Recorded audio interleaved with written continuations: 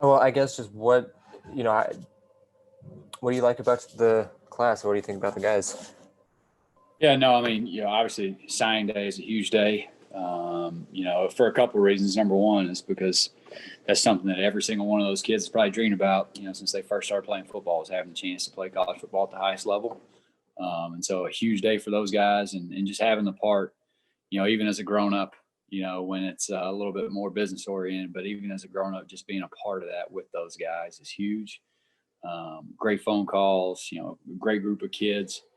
And so number one, just to be a part of that experience with them is huge. Number two, great group of young players. There were two transfers, I believe, that were announcing that as well, that will, provide some immediate help, and also add, and allow, other guys to continue to develop. But really excited about that first class. Obviously, Brady Olsen, a quarterback, in-state guy that has developed in a huge way. When he was a junior, he was 6 foot, 165 pounds. When we went back and saw him in the spring, he was 6'4", 195 pounds, and just his skills, has developed in an incredible way. And he'll have a chance to actually play his senior season in the spring. Huge, filled some big needs at wide receiver, especially, speed on the edge of the offense. Two great young tight ends that have an ability to really grow and play different roles within the system. Phil Jeff's another good young offensive lineman that will be an early enrollee. And so offensively feel really good about that. Defensively, again, another big haul. Jonathan Martin, interior defensive lineman.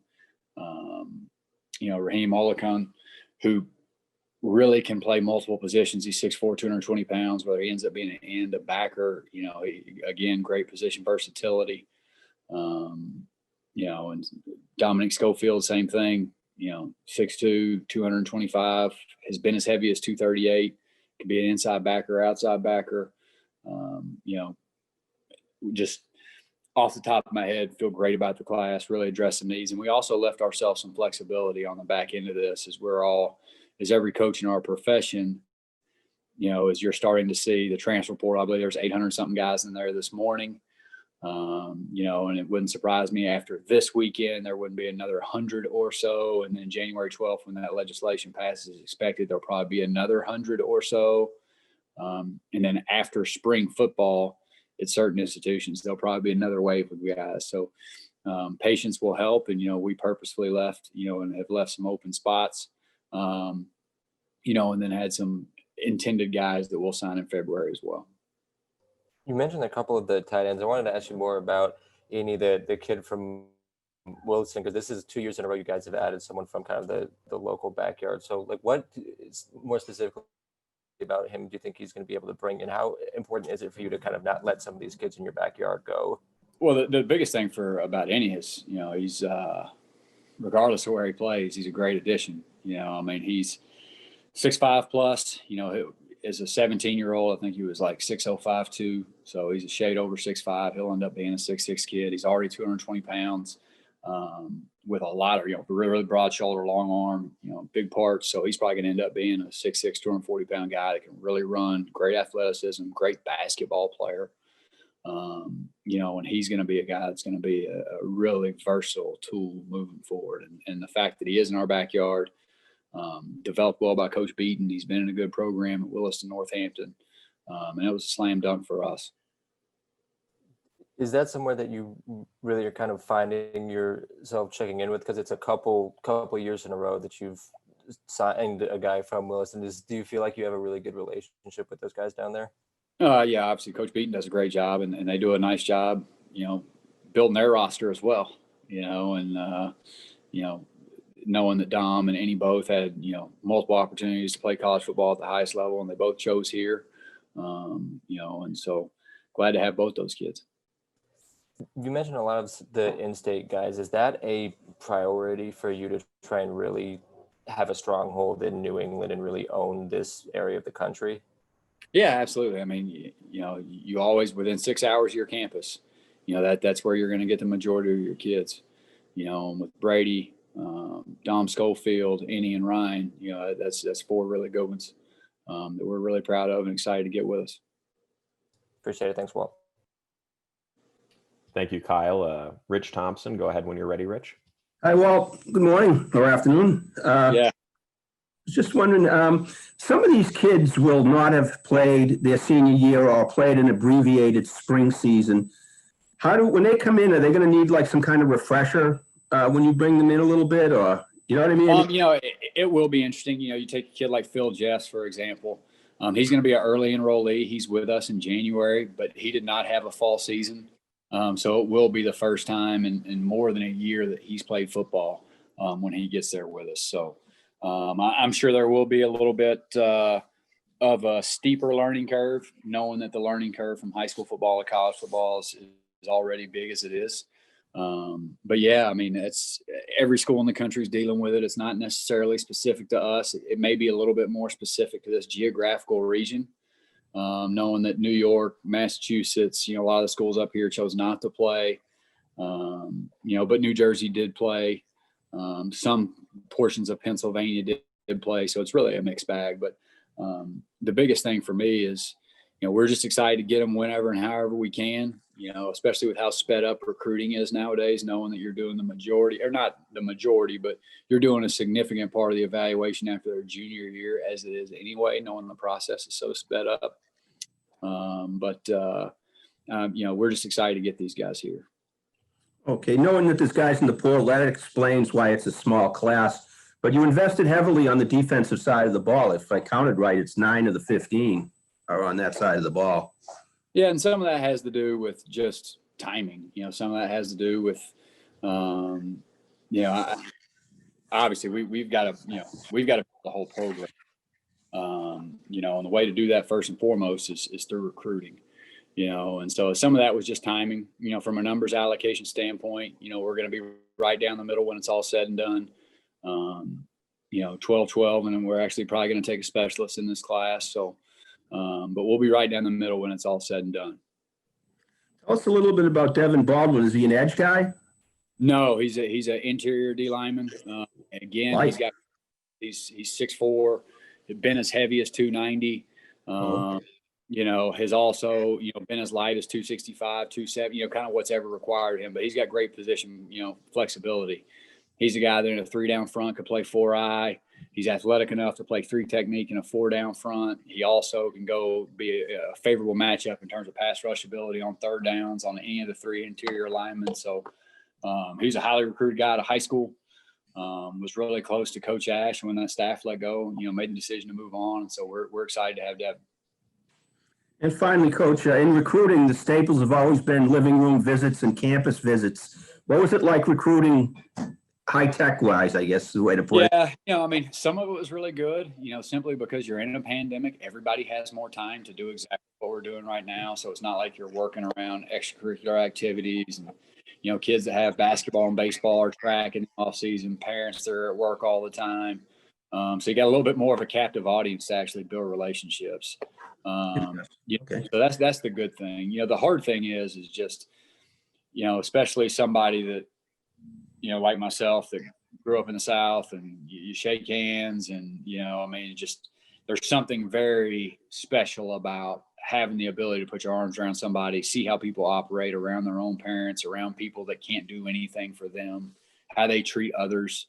And so, but, we missed a little bit of that, but you try to spend more time and make the most educated decision that you can from a character standpoint based on what we're doing right now. And that's, investing time and trying to ask the right questions and spend time with their families and, do the same thing we're doing right now, but with their high school coaches, their mentors, all those people. So good and bad, but everybody's dealing with it. And you got to make the most of it. And lastly, did you kind of have any kind of a virtual tour you could show the kids, like show them the way? Oh, absolutely. And that goes all the way back to April. I think we sent our kids home sometime in late March. And so immediately, within a week, you basically were up and running and able to do anything and everything, facility tours, campus tours, education. Any and everything that you would do on an official visit, we were able to do virtually to try to help educate these guys as much as humanly possible. Very good. Thanks, Coach. Thank you, Rich. All right, thank you, Rich. We will head to Dan McGee with the Collegian. Dan, go ahead when you're ready.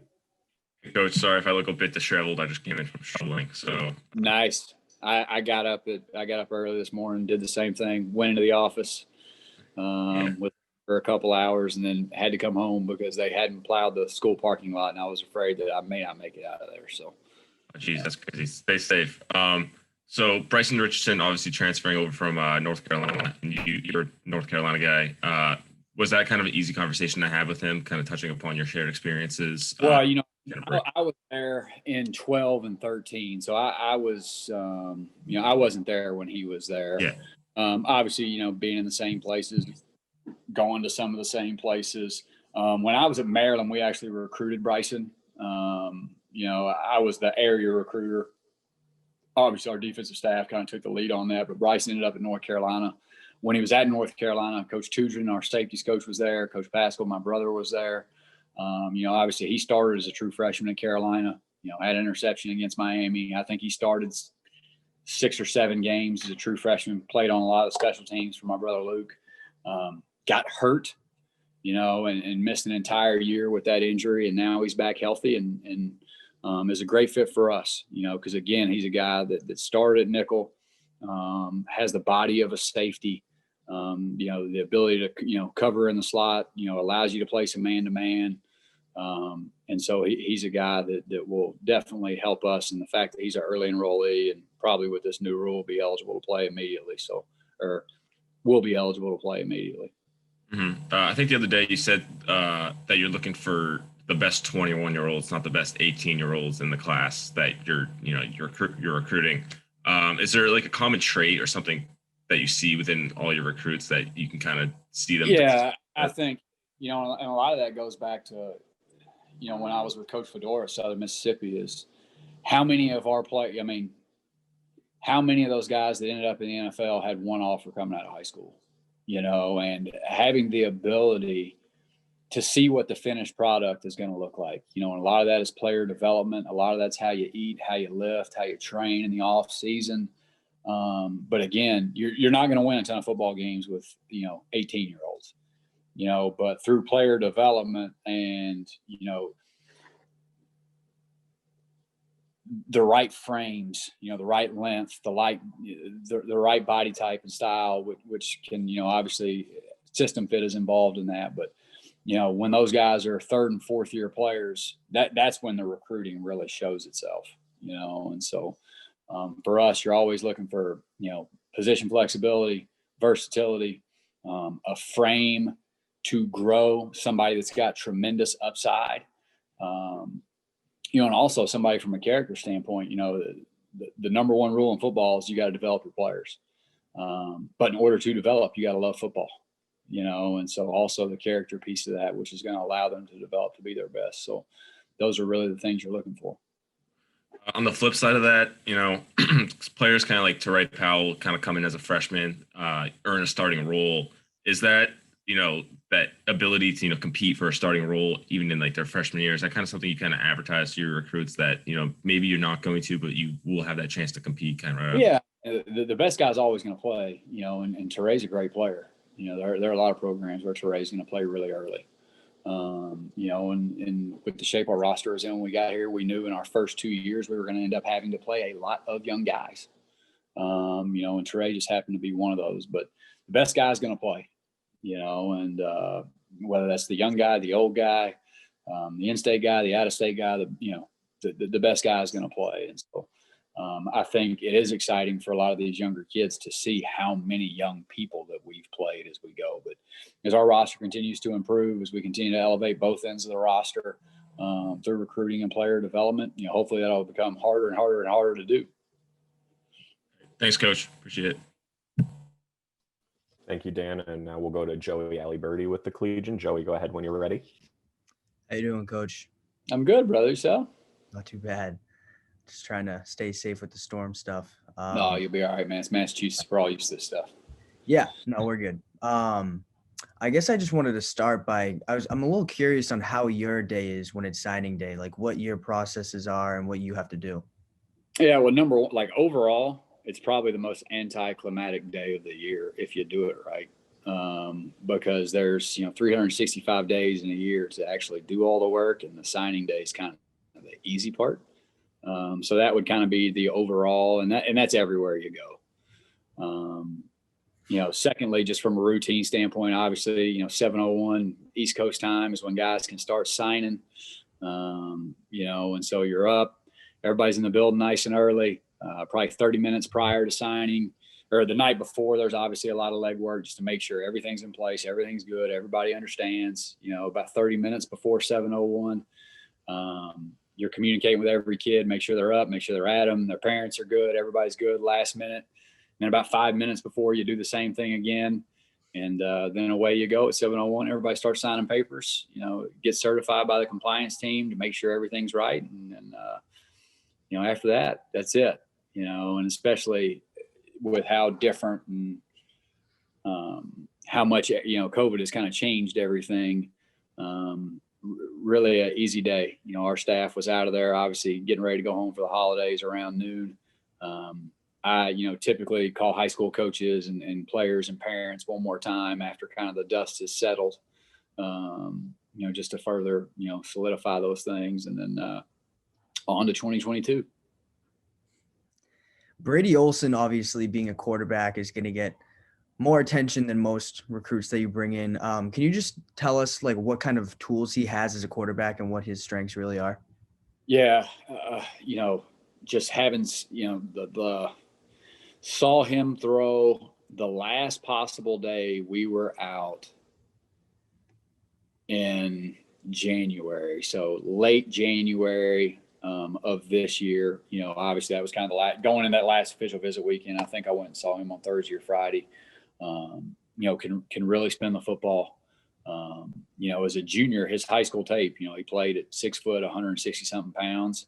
And then you show back up in January and he's 6'4" and he's 190 pounds, and really has completely changed, or his body just naturally from a growth standpoint completely changed. And then you get to see him throw the football there, in kind of a setting where he's going to, built to have success, and then just his continued development over this entire period has been really incredible, and really excited to see him play his senior year. But great raw physical talent, hard worker, a guy completely invested in the process of what it takes to become a good college quarterback. And to me, that's, and the fact that he's local makes it even better. So you recruited Phil Jeffs this year. Obviously, he's from Canada. You had Hugo last year, and then you have another person maybe coming in just internationally. Can you talk about international recruiting and how you developed that pipeline, and then also how COVID's affected that? Yeah, well, Phil was – the thing really specific about Phil was he was at St. Thomas More as a junior. He is a farm kid. And so he went back to Clarkson Football North in Canada, which was closer to home, just so he could be around his family and help on the farm and do those things. Obviously, football got taken away in Canada, so he didn't play his senior year. But we've actually seen him play in person when he was a younger player, and so that's not – it's almost not like international recruiting, knowing that he was at St. Thomas More. So we've got a good relationship, have seen him play in person. Specifically on the international front, I think the hardest part is just typically between Gridiron Imports, between PPI with, Brandon Collier, who's a UMass alum, they bring those guys over here, they go to camps, and just not being able to see those guys in person was really hard this year. But yeah, wherever they're players and we feel like we can create an advantage for ourselves long-term, we're going to recruit there. Do you places like Germany, do you travel there, or do you just get in contact with someone that has ideas of who they are? Both. In the spring, Coach Mirando and I, flew direct to Frankfurt, and then we're, kind of did the tour there and saw a bunch of kids, back in when the recruiting period was open. But, with obviously the pandemic, there was no chance to travel there in the spring. So, but yeah, it's a 6-hour direct from JFK and over and back. You talked last time that we had a Zoom call about skill players and just them probably being able to contribute more just because the defensive side, you might be a little more comfortable with where you're at. What skill players could you see making an immediate impact, if any? Offensively or defensively? I know you just basically said offensively. Yeah, correct? Offensively. Yeah, I mean, just, to me, Jamir Roberts is a guy, he's a 10-7 kid, one of the fastest in the 60 in the state. Will probably have a chance to be one of the fastest in the state this year as he runs track. He won't be an early enrollee. But just Jamir as he, develops and runs. Trey Petway, obviously an incredible junior college football player. And a guy that if it weren't for COVID, would have probably, we're very fortunate to get Trey. And so I could see Trey and Jamir both, playing big roles as they move forward in their career. And then last question, it seemed like last year you kind of talked about specializing up front in the offensive line and the defensive line. This year, it felt almost like it was more skill players on both sides of the ball. How far in advance do you outline what kind of players you want to recruit? Yeah, I mean, good news and bad news. The good news or the bad news is when we got here, we had 52 healthy scholarship players and the roster was a little bit different. The good news about that is a little bit of a clean slate and you can kind of make some longer range plans than you normally could. And obviously offensive line, defensive line, when we got here, huge point of attack, especially doing that, the young route, you got to do those guys first because they take the longest to develop. And so it took 6 defensive linemen in last year's class, 5 offensive linemen. We're still going to end up taking another 4 or 5 defensive linemen in this class. Still will end up taking 3 or 4 offensive linemen in this class. And so just always have to be mindful of the line of scrimmage. Football is a line of scrimmage game. No matter what you do offensively, no matter what you do defensively, you got to be able to win the line of scrimmage first and foremost. And so when our first 2 real recruiting classes here, that was going to be important that we get that done. So do you have a outline of what you want to recruit for next year? Oh, absolutely. Yeah, and obviously the coronavirus and everything that they've done with the numbers and roster allocation have made everything different.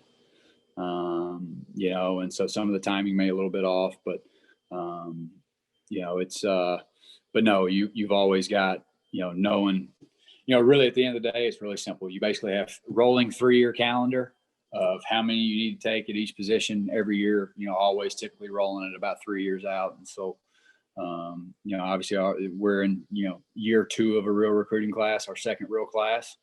And then going into next year, same thing. There'll be, needs where places you got to polish it off and top it off.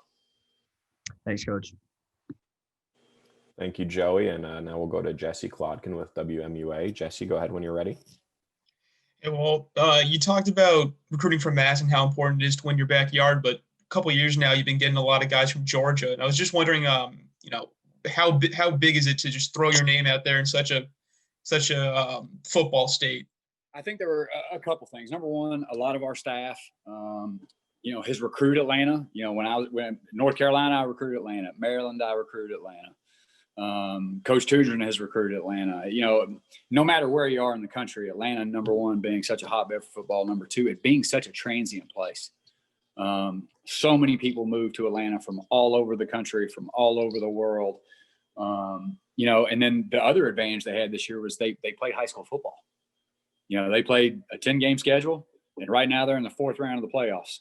The state semifinals are today. Jonathan Martin, who just signed with us, plays in the state semifinals tomorrow night. And so you got to see senior tape, and you got to see guys kind of develop and do all that. And so for us, it's especially in certain cases, Dorian's got great academics. Jonathan Martin's got great academics. Jonathan Martin actually has family from here. And so that'll always be a place that we'll recruit. And there's direct flights here. There's 3 direct flights, or actually 5 direct to Atlanta from BDO every day. And so it's convenient, good football, good players, good academics. Speaking on they actually played this season. Was there more risk involved in terms of not having senior year high school tape to look at? I mean, that's part of it, like if you had seen them in person, whether it be in spring practice or whatever, obviously there's a premium on that. When we're out on the road, we do everything we can to see these guys do everything we can see them do, whether it's camps, combines, practices, training tape, anything that we can see and evaluate. We're always going to do as much as we possibly can. But especially in the early signing period, you had to know what you were getting, and so obviously that allows you to evaluate some senior tape from some other places.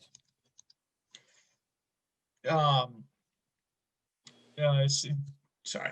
Do you feel as though the playing field in terms of recruiting, because everyone was abroad, everyone was doing it, do you feel like the playing field was leveled? Power 5 schools didn't have all the advantages now that everyone was doing it on Zoom?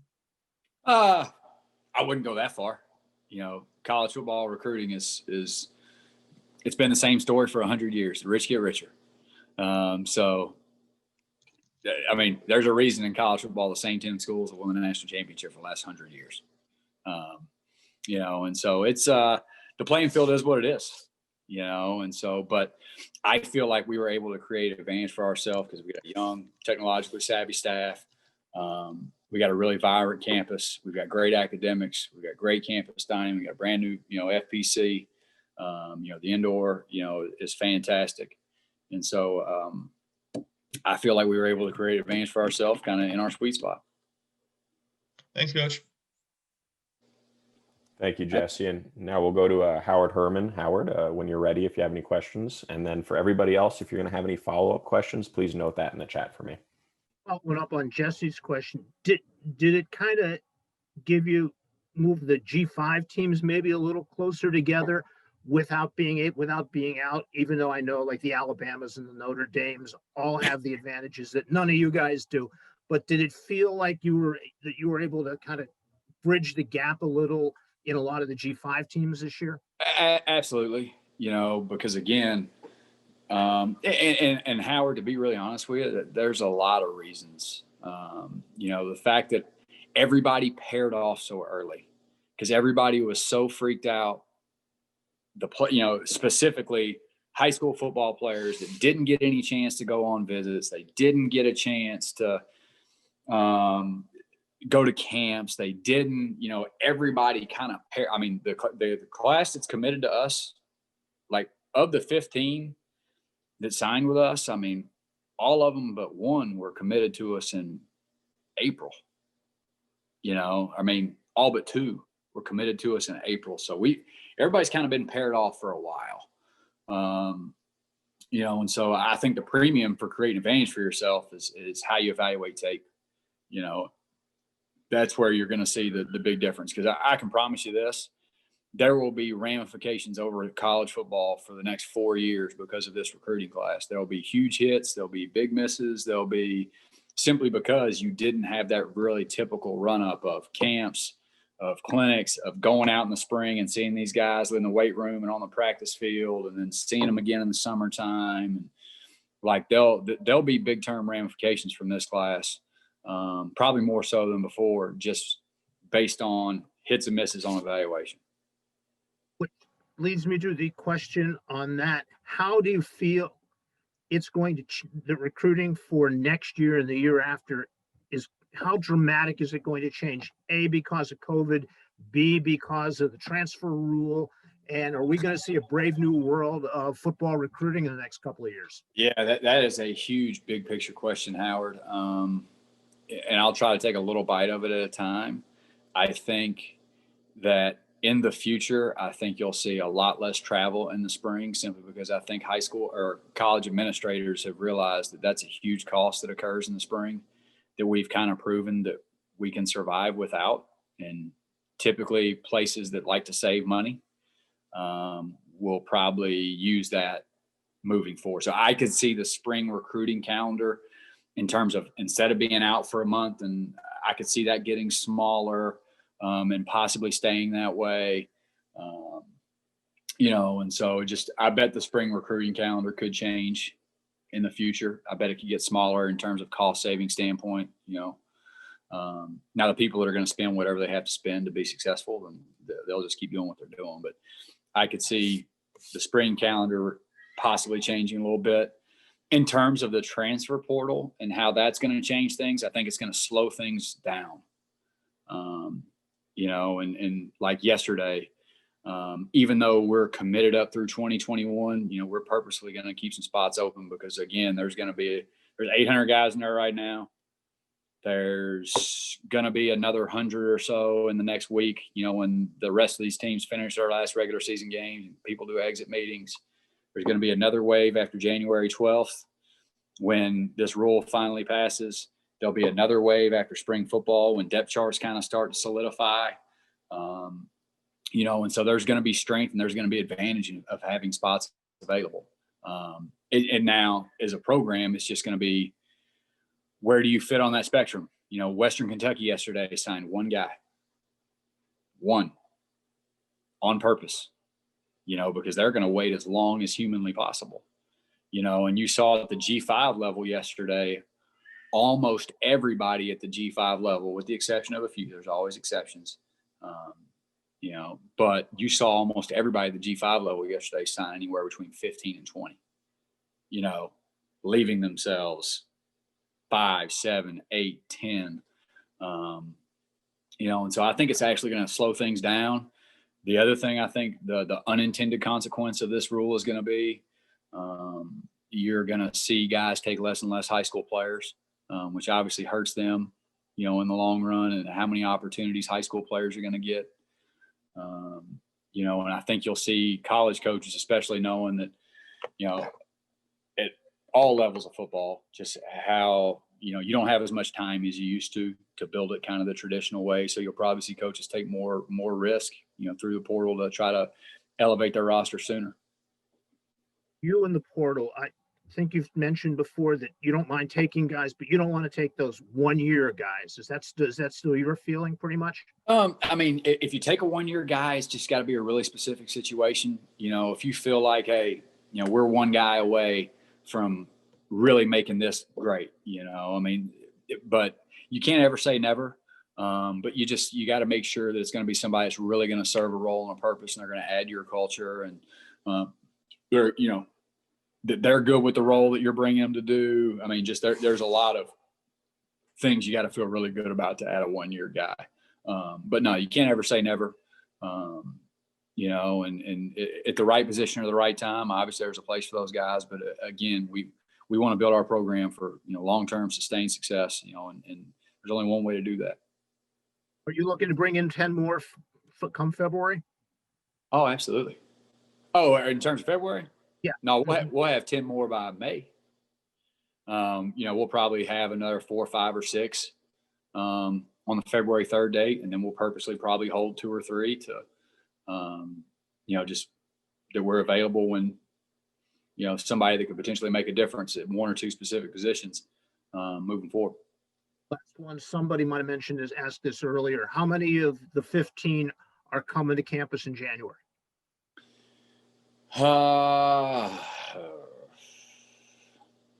Petway, Jeffs, that's 2, Baldwin 3, Batten 4, Mahoney 5, anywhere between 6 and 8. Oh, pretty valuable for those guys to come in and get that running start, especially is it even more important coming off of what was a really weird 2020 for everybody? That's it's a huge advantage. A kid like Tristan Armstrong, who got here at midterm, got to get a little bit of an off season to kind of start to learn, before having to go out there and play as a true freshman. Like, just that 3 months is an advantage of itself. And so, as many guys we can get here at midterm, you love to do that.